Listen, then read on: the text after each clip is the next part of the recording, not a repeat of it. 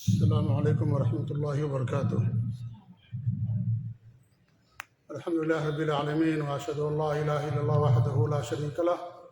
واشهد ان محمدا عبدہ ورسولہ، صلوات اللہ وسلام علیہ وعلی آلہ وعلی اصحابہ ومن اہتدی بہدیہ واستنى بسنتہ الی یوم الدین، اما بعد۔ معزز سامعین و مشاہدین، جیسا کہ اعلان کیا گیا کہ آج سیرت کے موضوع پر ہماری گفتگو جو ہجرت کے تعلق سے شروع ہوئی تھی، اور آپ صلی اللہ علیہ وسلم کے گھر سے لے کر کے غار تک کا جو سفر تھا، اور اس درمیان جو واقعات پیش آئے تھے، گزشتہ درس میں اختصار کے ساتھ میں نے آپ لوگوں کے سامنے بیان کیا تھا۔ آج کا درس ہمارا انشاءاللہ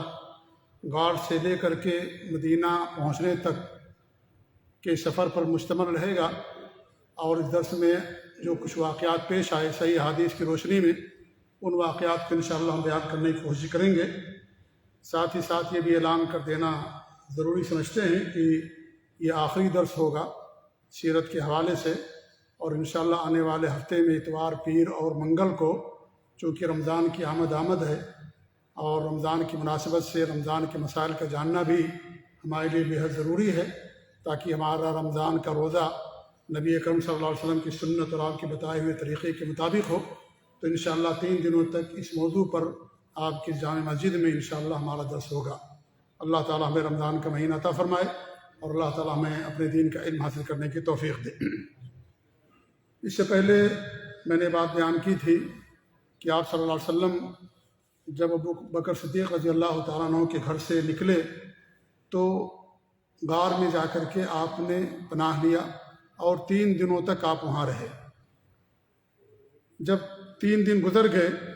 اور اس طریقے سے جو مکہ کے مشرکین تھے، قریش،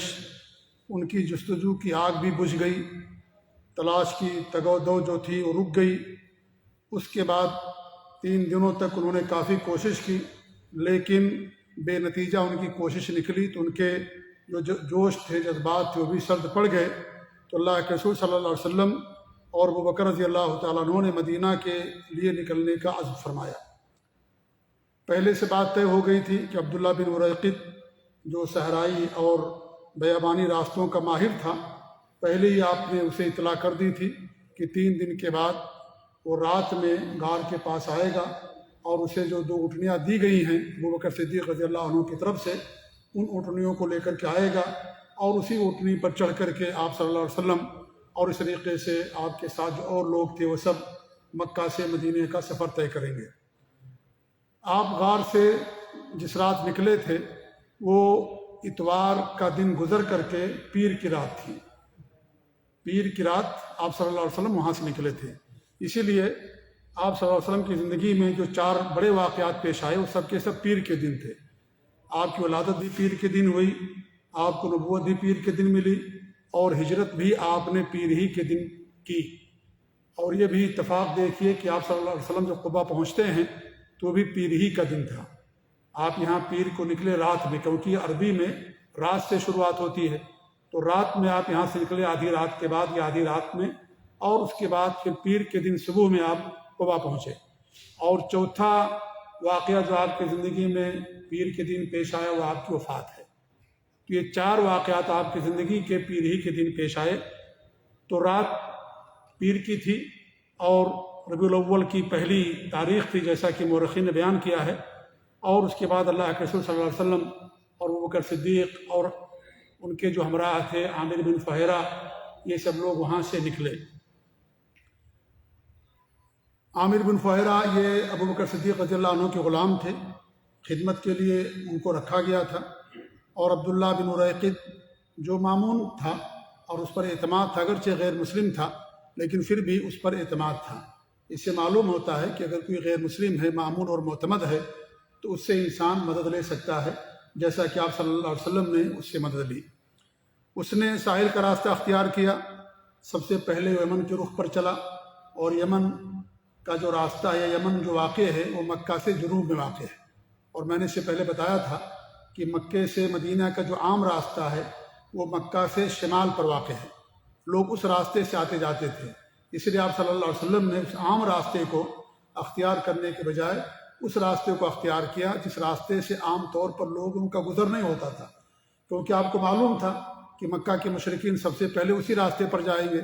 کیونکہ مکہ کے مشرکین کو یہ بھی معلوم تھا کہ آپ صلی اللہ علیہ وسلم مکہ چھوڑ کر کہیں جائیں گے تو مدینہ جائیں گے، کیونکہ آپ کا جو ہے ننیھال تھا مدینہ،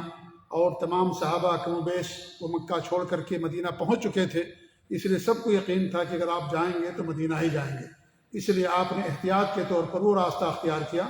جس راستے کو عام طور سے لوگ نہیں جانتے تھے۔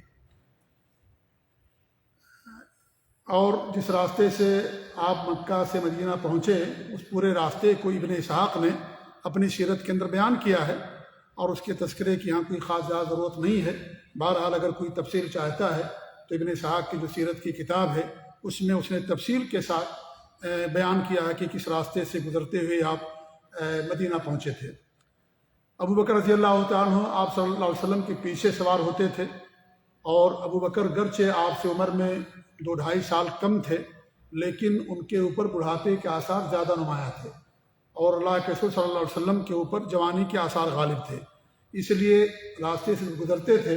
تو لوگوں کی زیادہ توجہ ابو بکر صدیق رضی اللہ تعالیٰ عنہ کی طرف رہتی تھی، اور لوگ ان سے پوچھتے تھے یہ جو تمہارے آگے بیٹھے یہ کون آدمی ہے؟ تو حضرت ابو بکر صدیق رضی اللہ تعالیٰ عنہ بڑا لطیف جواب دیتے اور یہ کہتے کہ یہ میرا گائیڈ ہے، یعنی میری رہنمائی کر رہا ہے، اور یہاں رہنمائی سے مراد ان کا راستہ مراد نہیں ہوتا تھا، کیونکہ راستے کا تو گائیڈ کوئی اور تھا، یہاں مراد ان کی ہوتی تھی کہ سیدھے راستے اور خیر کا راستہ کا گائیڈ ہمارا کون ہے جو ہمارے سامنے آگے بیٹھے ہوئے ہیں۔ راستے میں بہت سارے واقعات پیش آئے، انہی میں سے کچھ واقعات تو ثابت نہیں ہیں، جو واقعات ثابت ہیں وہ میں آپ کے سامنے بیان کرتا ہوں۔ انہی میں سے ایک واقعہ سراقہ بن مالک کا، جو اس وقت مسلمان نہیں تھے، بعد میں انہوں نے اسلام قبول کیا فتح مکہ کے موقع پر، اور یہ صحیح بخاری کے اندر یہ واقعہ موجود ہے، خود انہوں نے بیان کیا۔ سراقہ بن مالک رضی اللہ تعالیٰ عنہ سے وہ کہتے ہیں کہ اپنی قوم میں بیٹھا ہوا تھا مجلس میں، میرے پاس ایک آدمی آیا اور وہ کہنے لگا کہ اے سراقہ، ہم نے ابھی ساحل کے پاس سے چند افراد دیکھے ہیں، اور میرا خیال ہے کہ یہ محمد صلی اللہ علیہ وسلم اور ان کے ساتھی ہیں۔ سراقہ کہتے ہیں کہ میں سمجھ گیا کہ وہی لوگ ہیں، لیکن میں نے اس آدمی سے کہا کہ وہ لوگ نہیں ہیں، بلکہ تم نے فلاں اور فلاں کو دیکھا ہے جو ہماری آنکھوں کے سامنے سے گزر کر کے گئے ہیں۔ کہتے ہیں کہ مجلس میں کچھ دیر تک ٹھہرا رہا، اور میرے اندر یہ تھا کہ میں ضرور جاؤں گا اور انعام حاصل کر کے رہوں گا، کیونکہ مجھے یقین تھا کہ وہ محمد صلی اللہ علیہ وسلم اور آپ کے ساتھی ابو بکر رضی اللہ عنہ ہی ہیں۔ وہ کہتے ہیں کہ اس کے بعد میں نے اپنی لوڈی کو حکم دیا کہ وہ میرا گھوڑا نکالے اور ٹیلے کے پیچھے رک کر کے میرا انتظار کرے۔ ادھر میں نے اپنا لیزہ لیا اور گھر کے پچھواڑے سے باہر نکلا، اپنے گھوڑے کے پاس پہنچا اور اس پر سوار ہو گیا۔ میں نے دیکھا کہ حسب معمول مجھے لے کر کے دوڑ رہا ہے۔ یہ بخاری کا ترجمہ میں آپ لوگوں کے سامنے پیش کر رہا ہوں کہ وہ مجھے لے کر کے دوڑ رہا، یہاں تک کہ میں ان کے قریب آ گیا، اور میں اللہ کے رسول صلی اللہ علیہ وسلم کی قرات بھی سننے لگا جو آپ پڑھ رہے تھے، لیکن آپ التفات نہیں فرما رہے تھے۔ ابو بکر بار بار پیچھے مڑ کر کے دیکھ رہے تھے۔ اسی دوران میرے گھوڑے کے پاؤں زمین میں دھس گئے، یہاں تک کہ گھٹنوں تک جا پہنچے، اور میں اس سے گر گیا۔ پھر میں نے اسے ڈانٹا گھوڑے کو، تو اس نے اٹھنا چاہا، لیکن وہ اپنے پاؤں بمشکل باہر نکال سکا۔ بہرحال جب وہ سیدھا کھڑا ہوا تو اس کے پاؤں کے نشان سے آسمان کی طرف دھوئیں جیسا غبار اٹھ رہا تھا۔ میں نے پاسے کی تیر سے قسمت معلوم کی، کیونکہ زمانے جاہلیت میں لوگ اس طریقے سے قسمت معلوم کرتے تھے۔ جب کوئی بھی کام کرنا ہوتا تھا تو ان کے پاس تیر ہوا کرتے تھے، اور خانہ کعبہ کے اندر بھی رکھے ہوئے تھے، اور لوگوں کے پاس بھی ہوا کرتے تھے۔ تو وہ تیر نکالا کہ دیکھیں اس کے اندر کیا لکھا ہوا ہے، تو اس میں یہی لکھا ہوا تھا کہ تم ناکام رہو گے، لیکن پھر بھی وہ آگے سفر انہوں نے جاری رکھنا چاہا۔ وہ کہتے ہیں کہ میں نے پاسے کے تیر سے قسمت معلوم کی، لیکن وہی تیر نکلا جو مجھے ناپسند تھا۔ اس کے بعد میں نے امان کے ساتھ انہیں پکارا تو لوگ ٹھہر گئے، اور میں اپنے گھوڑے پر سوار ہو کر کے ان کے پاس پہنچا۔ یعنی انہوں نے کہا کہ مجھے امان دے دو، اگرچہ میں آپ لوگوں کو پکڑنے کے لیے آیا تھا، لیکن اب میرا ارادہ بدل گیا۔ جس وقت میں ان سے روک دیا گیا تھا، اسی وقت میرے دل میں بات بیٹھ گئی کہ اللہ کے رسول کا معاملہ ضرور غالب آ کر کے رہے گا۔ چنانچہ میں نے آپ سے کہا کہ آپ کی قوم نے آپ کے بدلے انعام رکھا ہے 100 اونٹوں کا، اور ساتھ ہی میں نے لوگوں کے عزائم سے آپ کو آگاہ کیا، اور توشہ اور ساز و سامان کی بھی پیشکش کی، مگر انہوں نے میرا کوئی سامان نہیں لیا اور نہ مجھ سے کوئی سوال کیا، صرف اتنا کہا کہ ہمارے متعلق رازداری برتنا۔ میں نے آپ سے گزارش کی کیا میرے لیے امن کا پروانہ لکھ دیں، تو آپ نے عامر بن فہیرہ جو غلام تھے لیکن پڑھنا لکھنا جانتے تھے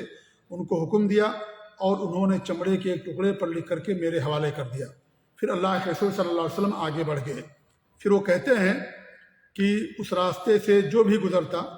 میں اس سے یہی کہتا کہ میں نے ادھر کی کھوج خبر لے لی ہے، اس طرح میں لوگوں کو واپس کر دیتا۔ یعنی آپ دیکھیں کہ حضرت سراقہ شروع میں تو آپ کے دشمن بن کر کے آئے تھے، لیکن آخر میں آپ کے محافظ بن گئے، شکار کرنے کے لیے آئے تھے، لیکن وہ خود اللہ کے رسول صلی اللہ علیہ وسلم کا شکار ہو گئے، یا اس طریقے سے اللہ رب العالمین نے ان کے دل کے اندر نرمی ڈال دی اور یہ فتح مکہ کے وقت مسلمان ہوئے۔ تو یہ جو واقعہ ہے صحیح بخاری کے اندر موجود ہے۔ اس واقعے کے اندر ایک بات اور بیان کی جاتی ہے کہ اللہ کے رسول صلی اللہ علیہ وسلم نے کو پیشین گوئی کی تھی کہ سراقہ میں وہ دن دیکھ رہا ہوں جو تمہارے ہاتھ میں کسریٰ کے کنگن ہوں گے۔ تو یہ واقعہ ثابت نہیں ہے، صحیح حدیث سے اس کا کوئی ثبوت نہیں ہے۔ علماء نے اس واقعے کو جو ہے غلط قرار دیا ہے، اور واقعے کے اندر بھی بیان کیا گیا ہے کہ جب حضرت عمر نے ایران کو فتح کیا تو سراقہ رضی اللہ عنہ کو بلایا اور کنگن ان کو پہنا دیا اور کہا کہ اللہ اکبر۔ جب جس رب نے یہ کنگن اس کے ہاتھ سے اتار کر کے ایک دیہاتی کے ہاتھ تک پہنچا دیا۔ تو یہ جو واقعہ ہے یہ صحیح نہیں ہے۔ جو واقعہ میں نے اس سے پہلے آپ لوگوں کے سامنے بیان کیا یہاں تک صحیح بخاری کے اندر ہے، اور یہ حضرت سراقہ کے کنگن پہننے کا واقعہ یہ کسی صحیح حدیث کے اندر اس کا ذکر نہیں ملتا ہے۔ راستے میں ایک اور واقعہ پیش آیا کہ بریدہ اسلمی یہ اپنی قوم کے سردار تھے، اور قریش نے جس زبردست انعام کا اعلان کر رکھا تھا اسی کے لالچ میں وہ ابو بکر صدیق اور اللہ کے رسول صلی اللہ علیہ وسلم کی تلاش میں نکلے، لیکن جب اللہ کے رسول سے سامنا ہوا اور بات چیت ہوئی تو دل دی بیٹھے اور اپنی قوم کے 70 آدمیوں سمیت وہی مسلمان ہو گئے۔ آپ نے ان کو دین کی دعوت دی، تبلیغ کی،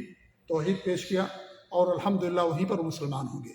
اس سے سمجھ میں آتا ہے کہ ایک مسلمان، ایک داعی اور ایک عالم جس حالت میں بھی ہو، چاہے پریشانی میں ہو، مصیبت میں ہو، ہمیشہ اس کی نظروں کے سامنے دعوت ہونی چاہیے کہ اللہ تعالیٰ کے دین کو لوگوں کے سامنے حیثیت بر انسان پیش کرتا رہے۔ ایسے ہی راستے میں زبیر بن عوام رضی اللہ تعالیٰ عنہ سے آپ کی ملاقات ہوئی۔ یہ مسلمانوں کے ایک تجارت پیشہ گروہ کے ساتھ ملک شام سے واپس آ رہے تھے، اور راستے میں ان سے ملاقات ہوئی، اور زبیر رضی اللہ تعالیٰ عنہ نے اللہ کے رسول صلی اللہ علیہ وسلم کو اور ابو بکر رضی اللہ تعالیٰ عنہ کو سفید کپڑے تحفے میں دیے۔ زبیر رضی اللہ تعالیٰ عنہ مسلمان تھے، اور انہیں حواری امت کہا گیا ہے۔ حواری کا مطلب ہوتا ہے مددگار۔ اللہ کے رسول کی حدیث ہے کہ ہر امت کا ایک حواری ہوتا ہے، اور ہماری امت کے حواری کون ہیں؟ زبیر رضی اللہ تعالیٰ عنہ ہیں۔ بہت اونچا مقام رکھتے ہیں، صحابی رسول ہیں زبیر بن عوام رضی اللہ تعالیٰ عنہ۔ یہ واقعہ بھی آپ کے ساتھ پیش آیا۔ ایک اور واقعہ پیش آیا ہے، وہ ہے کہ ام معبد خزائی ایک خاتون تھی، اور یہ مدینہ کے قریب واقعہ پیش آیا۔ بڑی سخی خاتون تھی یہ، اور مسافروں کو کھانا کھلایا کرتی تھی۔ آپ صلی اللہ علیہ وسلم ان کے خیمے کے پاس تشریف لے گئے، ان سے پوچھا کہ کچھ کھانے کا ہے؟ تو انہوں نے کہا کہ ہمارے پاس کچھ نہیں ہے۔ آپ صلی اللہ علیہ وسلم نے خیمے میں ایک بکری دیکھی جو بدھی ہوئی تھی، تو آپ نے پوچھا یہ کیسی بکری ہے؟ تو انہوں نے کہا کہ بہت کمزور ہے، چل پھر بھی نہیں سکتی ہے، اور اپنے ریوڑوں کے ساتھ نہیں چل سکتی۔ تو آپ نے کہا کہ اگر اجازت ہو تو میں اس کا دودھ دو لوں؟ تو انہوں نے کہا کہ دو لیجیے، لیکن بہت کمزور ہے، اس کا تھن ہی نہیں ہے، دودھ کہاں سے دے گی، وہ چل پھر نہیں سکتی ہے۔ تو آپ نے اس کے تھن پر ہاتھ پھیرا، اللہ کا نام لیا اور دعا کی۔ بکری نے اپنے پاؤں پھیلانا شروع کر دیے، اور تھن میں بھرپور دودھ اتر آیا۔ آپ نے ایک بڑا برتن منگایا، اور اس میں اتنا دودھ دہا کہ دودھ اوپر آ گیا، پورا برتن بھر گیا۔ سبھوں نے شکم سیر ہو کر کے دودھ پیا۔ پھر اسی برتن میں آپ صلی اللہ علیہ وسلم نے دوبارہ دودھ دو کر کے وہاں پر رکھ دیا، پورا برتن بھرا ہوا تھا، اور اس کو دے کر کے پھر وہاں سے آپ کچھ فرما گئے۔ یعنی یہ برکت تھی اللہ رب العالمین کی طرف سے ہمارے نبی صلی اللہ علیہ وسلم کے لیے، اور اس طرح کی بہت ساری برکتیں آپ کے ساتھ تھیں، کیونکہ اللہ رب العالمین انبیاء کرام کی ذات میں برکت رکھتا ہے۔ تو یہ برکت اسی کے حوالے سے اللہ رب العالمین نے آپ کو عطا کی تھی۔ جب آپ صلی اللہ علیہ وسلم وہاں سے کچھ فرما گئے تو تھوڑی دیر کے بعد ان کے شوہر ابو معبد آئے،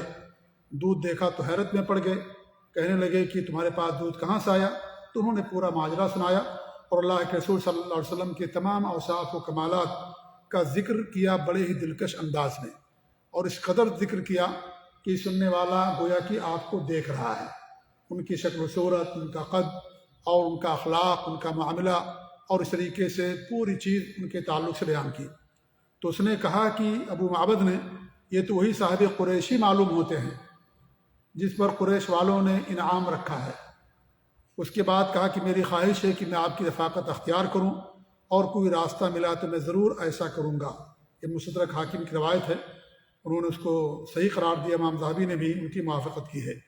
اور ابن کثیر نے بھی اس واقعے کو حسن لغیری قرار دیا۔ تو یہ کچھ واقعات تھے جو مدینہ جاتے ہوئے راستے میں پیش آئے تھے۔ سوموار کے دن اللہ کے رسول صلی اللہ علیہ وسلم قبا پہنچتے ہیں۔ قبا جو مدینہ سے پہلے کی آبادی ہے، ربیع الاول کی 8 تاریخ تھی اور سوموار کا دن تھا، آپ وہاں قبا کے اندر پہنچے۔ حضرت عروہ بن زبیر فرماتے ہیں کہ مدینہ کے مسلمان کو جب اطلاع مل گئی تھی کہ اللہ کے رسول صلی اللہ علیہ وسلم مکہ سے نکل چکے ہیں، تو روزانہ صبح صبح حرہ کی طرف نکل جاتے اور آپ کی راہ دیکھتے رہتے تھے، اور جب دوپہر کی دھوپ سخت ہو جاتی تو واپس چلے آتے، اور ایک روز طویل انتظار کے بعد لوگ اپنے اپنے گھروں کو واپس چلے گئے، اور یہ ہوا کہ آپ صلی اللہ علیہ وسلم آج بھی غالباً نہیں پہنچ پائیں گے۔ تو اچانک ایک یہودی اپنے کسی ٹیلے پر کچھ دیکھنے کے لیے چڑھا تو کیا دیکھتا ہے کہ کچھ لوگ آ رہے ہیں اور وہ سفید کپڑوں کے اندر ملبوس ہیں۔ اس نے بلند آواز سے کہا کہ عرب کے لوگوں، یہ وہ شخص ہیں جن کا تم انتظار کر رہے تھے، وہ آ رہے ہیں۔ یہ سنتے ہی سارے مسلمان ہتھیاروں کی طرف دوڑ پڑے اور ہتھیار سج دھج کر کے استقبال کے لیے امڑ پڑے۔ اس زمانے میں چیز رائج تھی کہ لوگ جب کسی کا استقبال کرتے تھے تو ہتھیاروں سے استقبال کیا کرتے تھے، تلوار، نیزہ، ساری چیزیں لے کر کے نکلتے تھے کہ راستے میں انہیں کوئی تکلیف نہ ہو۔ تو یہ امن و امان دینے کا ایک سلسلہ یا ایک طریقہ ہوا کرتا تھا۔ تو اس زمانے میں چیز رائج تھی کہ تلواروں سے، کیونکہ بہادر قوم تھی تو تلواروں سے لوگوں کا استقبال کرتے تھے، تو اس طریقے سے سارے لوگ تلوار وغیرہ لے کر کے، ہتھیار لے کر کے استقبال کے لیے امڑ پڑے۔ مسلمان آپ کی آمد کی خوشی میں نعرے تکبیر بلند کرتے ہوئے آپ کا استقبال کر رہے تھے، اور آپ صلی اللہ علیہ وسلم سے ملاقات کی، اور لوگ بہت سارے ایسے تھے جو اللہ کے رسول صلی اللہ علیہ وسلم کو نہیں پہچان رہے تھے کہ اس میں اللہ کے رسول صلی اللہ علیہ وسلم کون ہے۔ ابو بکر صدیق نے جب سایہ کیا اللہ کے رسول کے اوپر، تب لوگوں کو اندازہ ہوا کہ اللہ کے رسول صلی اللہ علیہ وسلم ہے، کیونکہ سارے لوگ تو نہیں دیکھے ہوئے تھے، وہی چند صحابہ کرام نے دیکھا تھا جو مدینہ سے حج کرنے کے لیے گئے تھے اور آپ نے ان سے بیعت لی تھی، ورنہ اکثر لوگوں نے آپ صلی اللہ علیہ وسلم کا دیدار نہیں کیا تھا۔ جب آپ قبا میں داخل ہو رہے تھے تو یہ آیت کریمہ آپ پر نازل ہو رہی تھی، اور وہ ہے سورہ تحریم کی آیت نمبر 4، فَإِنَّ اللَّهَ هُوَ مَوْلَاهُ وَجِبْرِيلُ وَصَالِحُ الْمُؤْمِنِينَ وَالْمَلَائِكَةُ بَعْدَ ذَلِكَ ظَهِيرٌ۔ اللہ آپ کا مددگار ہے، اور جبریل اور جو نیک مومنین ہیں صالح وہ بھی، اور اس کے بعد فرشتے، سب کے سب آپ کے مددگار ہیں۔ یہ دن مکہ مدینہ کا بڑا تاریخی دن تھا، جس دن اللہ کے رسول صلی اللہ علیہ وسلم قبا کے اندر تشریف لے گئے۔ آپ نے قبا میں کلثوم بن ہدم رضی اللہ تعالیٰ عنہ کے گھر سکونت فرمایا، قیام فرمایا، اور آپ قبا کے اندر تقریباً 14 دن تک تھے۔ روایتیں مختلف آتی ہیں، لیکن 10 سے کچھ زیادہ دنوں تک آپ صلی اللہ علیہ وسلم وہاں قیام فرما رہے، اور اس دوران آپ نے وہاں پر ایک مسجد کی تعمیر بھی کی جو مسجد قبا کے نام سے معروف ہے، جہاں پر 2 رکعت نماز کا ثواب ایک عمرے کے برابر ملتا ہے۔ اور اللہ کے رسول صلی اللہ علیہ وسلم مدینے کے اندر قیام کے دوران ہر ہفتہ اور سنیچر کو باقاعدہ قبا جایا کرتے تھے، اور وہاں کے صحابہ کرام کی حالات دریافت کیا کرتے تھے۔ وہاں مسجد بنائی، اس مسجد کا ذکر بھی اللہ رب العالمین نے سورہ توبہ کے اندر کیا ہے، اور کہا کہ لا تقم فیہ ابدا لمسجد اسس علی التقوی من اول یوم احق ان تقوم فیہ رجال یحبون ان یطہروا واللہ یحب المطہرین۔ کیونکہ منافقین نے وہاں پر ایک مسجد اور بنا لی تھی، اس مسجد میں اللہ کے رسول صلی اللہ علیہ وسلم کو نماز پڑھنے سے منع کر دیا گیا تھا، اور پھر آپ نے اس مسجد کو توڑ دیا تھا، کیونکہ وہ مسجد منافقین نے بنائی تھی، مسلمانوں کے خلاف اجتماع کرتے تھے، سازشیں کرتے تھے۔ اللہ نے آپ کو اطلاع دی تو آپ نے صحابہ کو بھیج کر کے اس مسجد کو نیست و نابود کر دیا تھا، گرا دیا تھا، اور اس مسجد کا اللہ نے ذکر کیا اور کہا کہ اس مسجد کی بنیاد پہلے دن سے تقویٰ پر ہے۔ تو ہجرت کے بعد سب سے پہلی مسجد جو آپ نے بنائی وہ مسجد قباء ہے، جو قباء کے اندر وارد موجود ہے، اور اس میں 2 رکعت نماز پڑھنے کا ثواب انسان کو عمرے کے برابر ملتا ہے۔ اللہ کے رسول صلی اللہ علیہ وسلم کے 3 دن یا 4 دن کے بعد علی رضی اللہ تعالیٰ عنہ بھی پہنچ گئے، اور جو ساری امانتیں آپ کے پاس تھیں، ساری امانتیں ان کو حوالہ کر کے آپ اس طریقے سے ابو علی رضی اللہ عنہ قباء کے اندر پہنچ گئے۔ پھر اللہ رب العالمین کا حکم آتا ہے تو آپ جمعہ کے دن قباء سے مدینہ کے لیے نکلتے ہیں۔ اب تو قباء مدینہ کے اندر آ گیا ہے، لیکن پہلے دونوں کے اندر بڑی دوری تھی اور بیچ میں آبادیاں نہیں تھیں، تو اس لیے آپ قباء میں کچھ دنوں قیام کیے۔ اس کے بعد جمعہ کے دن آپ وہاں سے نکلے اور راستے میں جا کر کے آپ نے جمعہ کی نماز پڑھی۔ سالم بن عوف کا قبیلہ تھا، وہاں آپ نے جمعہ کی نماز پڑھی اور تقریباً 100 آدمی تھے آپ کے ساتھ نماز جمعہ کے اندر۔ مدینہ قباء سے نکلنے سے پہلے ہی آپ کے جو ننیہال کے لوگ تھے بنو النجار، آپ نے ان کو اطلاع کر دی تھی، اس لیے جب آپ صلی اللہ علیہ وسلم مدینہ پہنچے تو سارے کے سارے لوگ آپ کے استقبال کے لیے آئے ہوئے تھے۔ پہلے مدینہ کا نام یثرب تھا، لیکن جب آپ صلی اللہ علیہ وسلم مدینہ پہنچ گئے اس کے بعد سے اس کا نام بدل دیا گیا اور اس کا نام یثرب رکھ دیا گیا۔ بڑا تاریخی دن تھا مدینہ کا، جیسا کہ حضرت انس رضی اللہ عنہ نے فرمایا تھا جب اللہ کے رسول کی وفات ہوئی کہ مدینہ کی تاریخ کا سب سے اہم اور روشن دن وہ دن ہے جس دن آپ صلی اللہ علیہ وسلم مدینہ کے اندر تشریف لائے تھے۔ انصار بڑے مالدار تو نہ تھے، لیکن ہر ایک کی ہی آرزو تھی کہ اللہ کے رسول صلی اللہ علیہ وسلم ان کے ہاں قیام فرمائیں۔ چنانچہ آپ صلی اللہ علیہ وسلم انصار کے جس مکان یا محلہ سے گزرتے، سارے لوگ آپ کی اونٹنی کی نکیر پکڑ لیتے اور عرض کرتے کہ ہمارے گھر آپ قیام کریں، مگر آپ فرماتے کہ اونٹنی کی رات چھوڑ دو، یہ اللہ کی طرف سے مامور ہے، اللہ کی طرف سے اسے حکم ملا ہوا ہے اور وہ جہاں بیٹھے گی وہیں پر ہم اتریں گے۔ اس کے بعد اونٹنی مسلسل چلتی رہی اور اس مقام پر پہنچ کر کے جہاں مسجد نبوی آباد ہے وہاں جا کر کے وہ بیٹھ گئی۔ اس کے بعد آپ صلی اللہ علیہ وسلم اترے اور آپ کو اترنے کے بعد سارے لوگوں نے آپ کو اپنے گھر لے جانے کے لیے درخواست کی، لیکن ابو ایوب انصاری رضی اللہ تعالیٰ عنہ سب سے پہلے انہوں نے لپک کر کے آپ کا کجاوا لے لیا۔ کجاوا جس پر مسافر کا سارا سامان ہوتا ہے وہ انہوں نے ہاتھ میں لے لیا اور لے کر کے اپنے گھر چلے گئے۔ تو اللہ کے رسول فرمانے لگے کہ آدمی اپنے کجاوے کے ساتھ ہوتا ہے، ظاہر بات اس کا جو سامان ہے جہاں وہ رہے گا آدمی بھی وہی رہے گا۔ تو ابو ایوب انصاری رضی اللہ عنہ کی قسمت میں یہ اللہ رب العالمین نے لکھا تھا کہ آپ صلی اللہ علیہ وسلم ان کے یہاں قیام فرما رہیں گے، اور پورے 1 مہینے تک آپ نے ان کے یہاں قیام کیا تھا۔ صحیح مسلم کی روایت ہے کہ ابو ایوب انصاری رضی اللہ تعالیٰ عنہ اور ان کے گھر والے اوپری منزل میں رہتے تھے اور آپ صلی اللہ علیہ وسلم نیچے رہا کرتے تھے۔ ایک رات بیدار ہوئے اور یہ سوچا انہوں نے کہ ہم اللہ کے رسول کے اوپر چلتے ہیں، یہ اللہ کے رسول کی شان میں بے ادبی ہے، لہذا یہ سوچ کر کے پورے گھر والے دیواروں کے ساتھ لگ کر کے بیٹھ گئے۔ صبح ہوئی تو اللہ کے رسول صلی اللہ علیہ وسلم سے اوپری منزل پر جانے کی انہوں نے درخواست کی، لیکن آپ نے فرمایا کہ نچلی منزل میرے لیے زیادہ مناسب ہے۔ تو ابو ایوب انصاری رضی اللہ عنہ نے کہا کہ میں اس چھت پر نہیں چڑھ سکتا جس کے نیچے آپ تشریف فرما ہوں، اور میں آپ کی توہین سمجھتا ہوں کہ آپ نیچے رہیں اور میں آپ کے سر کے اوپر چلوں، لہذا یہ مجھے گوارا نہیں ہے، آپ اوپر تشریف لے جائیں، ہم لوگ نیچے رہیں گے۔ ہمارے نبی نے ان کے جذبے احترام کی قدر کرتے ہوئے اوپر منتقل ہو گئے، اور وہ کیا کرتے تھے، اللہ کے رسول صلی اللہ علیہ وسلم کے پاس کھانا بھیجتے تھے، جب بھی کھانا بچا وہ واپس آتا تو جہاں اللہ کے رسول کی انگلیاں لگی ہوتی تھیں وہیں سے کھانا شروع کرتے۔ ایک دن کھانا تیار کیا، اس میں لہسن تھا، جب برتن واپس آیا دیکھا کہ آپ نے کھانا ہی نہیں کھایا ہے، اللہ کے رسول کے پاس تشریف لے گئے اور کہا کہ کیا یہ حرام ہے؟ تو آپ نے فرمایا حرام تو نہیں ہے لہسن، لیکن میں اسے ناپسند کرتا ہوں کیونکہ اس کے اندر بو آتی ہے، اور آپ کے پاس فرشتے بھی آتے تھے، جبریل امین آتے تھے، تو نہیں چاہتے تھے کہ آپ کے منہ سے بو نکلے اور فرشتے کو تکلیف ہو۔ تو ابو ایوب انصاری نے کہا رضی اللہ تعالیٰ عنہ کہ آپ جسے ناپسند کرتے ہیں میں بھی اسے ناپسند کرتا ہوں۔ یہ جو ہے صحیح مسلم کی روایت ہے۔ ایسے ایک واقعہ اور پیش آیا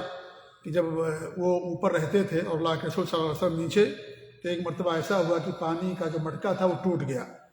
اور انہیں فکر لاحق ہو گئی کہ کہیں اللہ کے رسول پر پانی کا قطرہ نہ ٹپک پڑے اور آپ کو تکلیف اور پریشانی لاحق ہو۔ تو ان کے پاس ایک لحاف تھا، اور صرف ایک لحاف تھا، غریب لوگ تھے، مالداری تو تھی نہیں ان کے پاس، کیا نام ہے، زراعت پیشہ لوگ تھے، کھجور کے کچھ باغات تھے، اور اس طریقے سے گزر بسر ہوا کرتی تھی، تو ان کے پاس ایک ہی لحاف تھا جو ان کے لیے اوڑھنے کا کام آتا تھا۔ تو انہوں نے اس لحاف کے اندر پورے پانی کو خشک کر لیا، کہ تاکہ اللہ کے رسول صلی اللہ علیہ وسلم کے نیچے پانی نہ ٹپکے اور آپ کو کوئی تکلیف نہ ہو۔ یہ واقعہ ابن ہشام نے بیان کیا ہے اور اس کی سند حسن ہے جیسا کہ علماء نے بیان کیا ہے۔ اور اسعد بن ضرار رضی اللہ تعالیٰ عنہ نے آ کر کے اونٹنی کی نکیر پکڑ لی، چنانچہ یہ اونٹنی انہی کے پاس رہی۔ آپ صلی اللہ علیہ وسلم کے مدینہ پہنچنے کے بعد کچھ دنوں کے بعد آپ کی زوج محترمہ ام المؤمنین سودا رضی اللہ تعالیٰ عنہ وہ اور آپ کی دونوں صاحبزادیاں حضرت فاطمہ اور حضرت ام کلثوم اور ایسے اسامہ بن زید اور ام ایمن، یہ سب کے سب مدینہ آ گئے، اور ان کو لانے والے تھے عبداللہ بن ابو بکر صدیق رضی اللہ تعالیٰ عنہ، اور ان کے ساتھ حضرت عائشہ رضی اللہ تعالیٰ عنہ بھی تھی، وہ بھی آپ کی زوجہ تھی، نکاح پہلے ہو گیا تھا، اگرچہ رخصتی بعد میں ہوئی تھی، مدینہ کے اندر رخصتی ہوئی ہجرت کے بعد، لیکن نکاح آپ کے ساتھ ان کا پہلے کر دیا گیا تھا مکہ ہی کے اندر۔ البتہ آپ صلی اللہ علیہ وسلم کی ایک صاحبزادی حضرت زینب رضی اللہ تعالیٰ عنہ یہ مکے کے اندر رہی، کیونکہ ان کے شوہر حضرت ابو العاص کے پاس تھیں وہ، اور وہ مسلمان نہیں ہوئے تھے، اور وہ بعد میں انہوں نے اسلام قبول کیا، اور جنگ بدر کے بعد حضرت زینب تشریف لائیں۔ جہاں تک ان کی ایک اور بیٹی تھی جن کا نام تھا رقیہ رضی اللہ تعالیٰ عنہ، تو وہ حضرت عثمان کے ساتھ ان کی شادی ہو گئی تھی، تو حضرت عثمان رضی اللہ تعالیٰ عنہ ان کو اپنے ساتھ لے کر کے حبشہ چلے گئے تھے، اور ہجرت کے موقع پر وہ حبشہ ہی میں تھے، اس لیے بعد میں حبشہ سے مدینہ تشریف لائے، اس لیے وہ اس وقت تشریف نہیں لا سکتے تھے۔ یہاں تک میرے بھائیوں اللہ کے رسول صلی اللہ علیہ وسلم کی زندگی کا ایک دور ختم ہو جاتا ہے جسے ہم مکی دور کہتے ہیں۔ آپ کی دعوت کو، زندگی کو دو دور میں تقسیم کیا گیا تھا، مکی دور، مدنی دور۔ مکی دور 13 سالوں پر مشتمل ہے، اور 13 سالوں کی کہانی اور واقعات بڑے اختصار کے ساتھ ہم نے آپ کے سامنے پیش کیے، ورنہ اگر تفصیل میں جائیں تو بہت زیادہ وقت درکار ہوگا، اس لیے اختصار سے کام لیا گیا۔ تو آپ کی زندگی کا ایک بڑا اہم باب اور ایک بڑا دور جو 13 سالوں پر مشتمل تھا وہ جا کر کے یہاں پر ختم ہو جاتا ہے۔ اب آپ کی زندگی کا دوسرا دور انشاءاللہ اگر توفیق رہے گی اور اس طریقے سے زندگی باقی رہے گی تو انشاءاللہ رمضان کے بعد ہم بیان کرنے کی کوشش کریں گے۔ اللہ تعالیٰ سے ہماری یہ دعا کہ اللہ رب العالمین ہمیں اپنے نبی کی سیرت کا علم حاصل کرنے کی توفیق دے، آپ کی سیرت کو اپنانے اور آپ کے اخلاق کو اپنانے کی توفیق عنایت فرمائے، اور اس طریقے سے اللہ رب العالمین ہمارے دلوں کے اندر آپ سے، صحابہ سے محبت کو جاگزی فرمائے، اور اللہ رب العالمین ہمیں اور آپ کو سب کو، سننے والے دیکھنے والے سب کو اللہ رب العالمین قیامت کے دن اپنے نبی کی رفاقت نصیب فرمائے، اور اس طریقے سے صحابہ کی رفاقت نصیب فرمائے، آمین۔ وصلی اللہ علیہ محمد وعلی آلہ وصحبہ اجمعین، وجزاکم اللہ خیر، السلام علیکم ورحمۃ اللہ وبرکاتہ۔